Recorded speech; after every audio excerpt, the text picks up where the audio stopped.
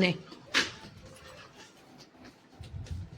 বাজে এতক্ষণে বিছানা ছাড়লাম কি করব, সকাল সকাল উঠে আর ছেলে তো নাইট শিফট, একটু দেরি হলেও কোনো অসুবিধা নেই, সেই জন্য আর সবজি টবজি সব কাটা আছে।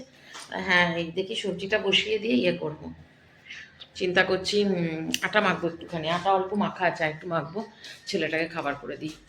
বিস্কুট নিয়ে আসলে ভালো হতো, বিস্কুটের গুঁড়ো নেই, আমি বেসনের মধ্যে ডুবিয়েই করব। বেসনটাতে একটুখানি গোলমরিচ দিয়েছি, নুন দিয়েছি, একটু হলুদ দিয়েছি।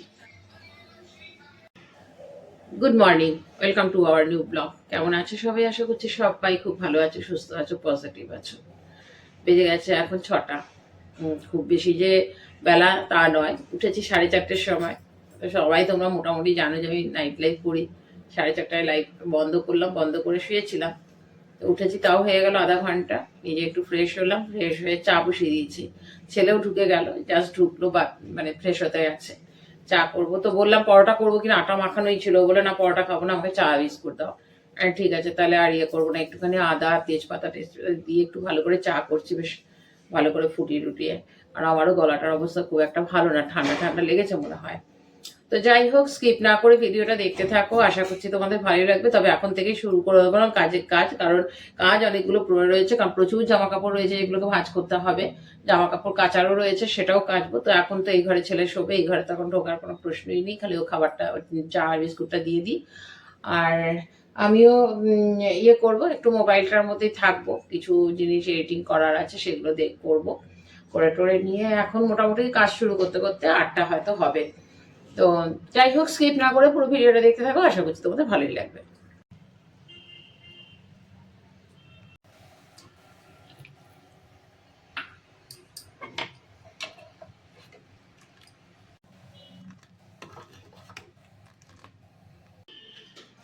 নে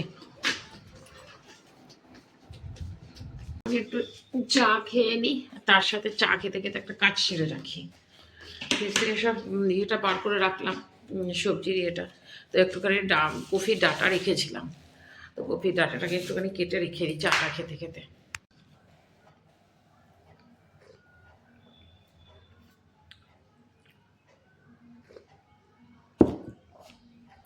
এখানে কফির ডাটা ছিল, কফির ডাটা দিয়েছি, মূলো, বেগুন, আলু, আর কিছু দিয়েছি না। এটাই একদম ভালো করে ধুয়ে এর মধ্যে রাখলাম যাতে জলটাও ঝরে যায়।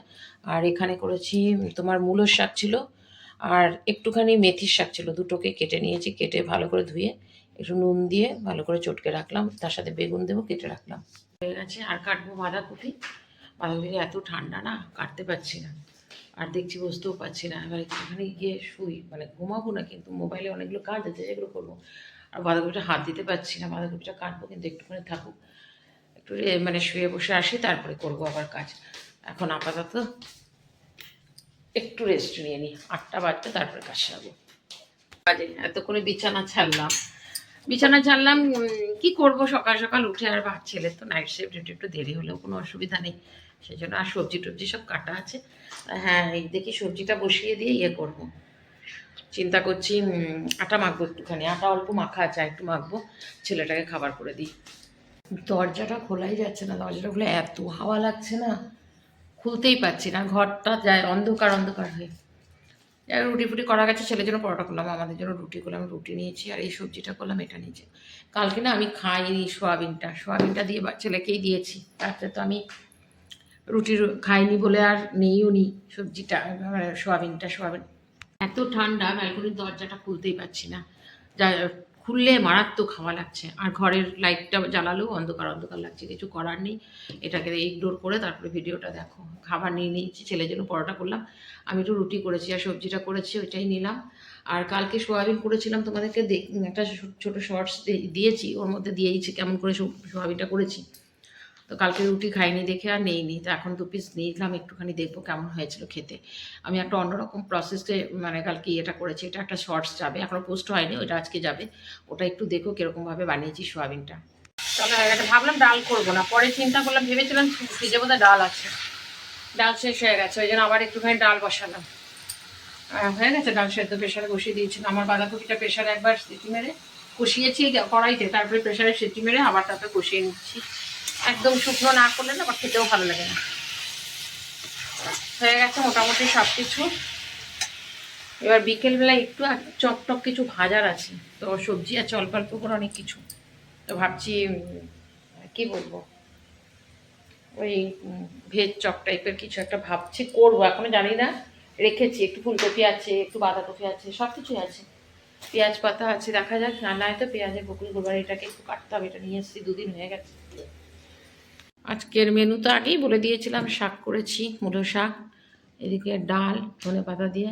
আর এই তরকারিটা আমার খাওয়া হয়ে গেছে, দারুণ টেস্ট হয়েছে তরকারিটা। একটা তরকারি আর এখানে তোমার বাঁধাকপির তরকারি।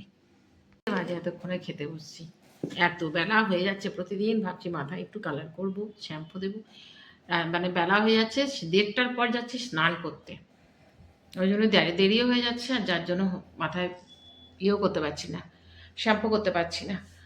চলো, খিদেও পেয়ে গেছে প্রচণ্ড, এবার খেয়ে নিই। খেয়ে তারপরে এই একটু মানে এই 1 ঘন্টা 1.5 ঘন্টা একটু সময় পাবো আর কি বসতে। আবার বিকেলে কাল রাত্রেবেলায় নাইট শিফট ডিউটি যাবে, রুটি সব কিছুই করতে হবে। চলো আগে লাঞ্চ কমপ্লিট করি। বাজে ছেলে শুরু করেছে একটু চা করো, এ করো, একটুখানি চপ ভাজবো রেডি করে। এত ভুল করেছিলাম, সকালে যদি আমি একটু রেডি করে রেখে দিতাম সব থেকে ভালো হতো। এখন করলাম, একটুখানি ফুলকপি অল্প ছোট ছোট করে কাটলাম, ধুয়ে নিয়েছি। আর বাঁধাকপি কেটেছি, একদম জিরি করে বাঁধাকপি কেটেছি। একটু গাজর আছে, গাজরটা গ্রেট করব। আর একটা আলু গ্রেট করব। যে কড়াইয়ে তেল দিয়ে দিয়েছি। এবার দেখি একটুখানি ভালো করে নাড়িয়ে নিয়ে তারপরে আছে ওইটা দিয়ে একটুখানি, মানে বেশি চটকাবো না, দেখা যাক কেমন হয়, নিজের মনের মতন করে করছি। একটু রসুন আর পেঁয়াজ দিলাম।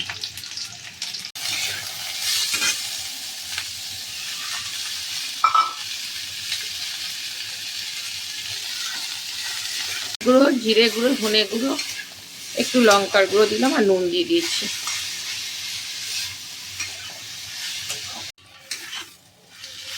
একটু জল ছিটা দিয়ে একদম নরম করে নিয়েছি, এবার নামিয়ে দেবো।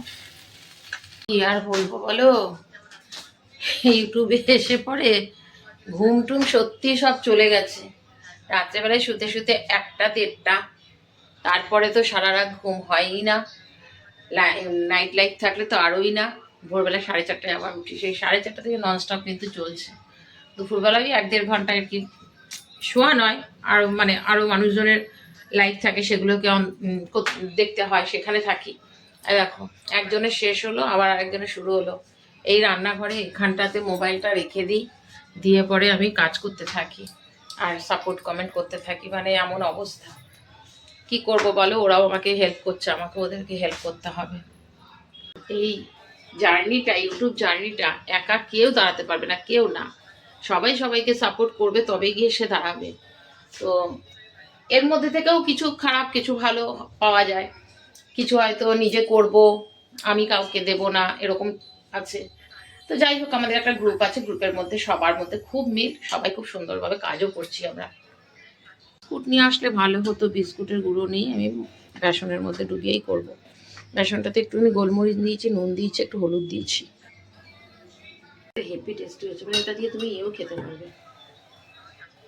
রুটি খেতে পারবে আর কি।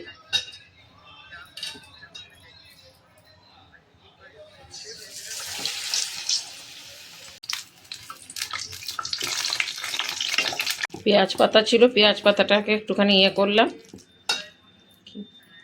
কুচিয়ে নিলাম, দিয়ে এটা পকুড়ি ভেজে নেব।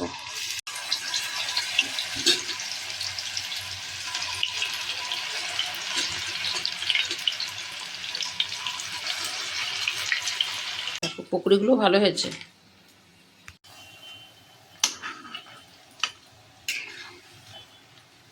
পুরি ভাজলাম, চপ ভাজলাম, তোমাদের দেখালাম, কিন্তু খাওয়াটা তোমাদের দেখাতে পারলাম না।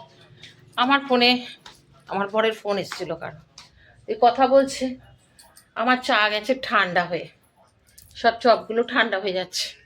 দারুণ লাগলো খেতে, বরং চপের থেকে ভালো লাগলো পকুড়িটা খেতে, পকুড়িটা বেশ টেস্টি লাগলো। আমার ছেলে বলছে পকুড়িটাই করতে পারতে বেশি করে। আর ঠিক আছে, কালকে করে দেবো, কালকে রয়েছে।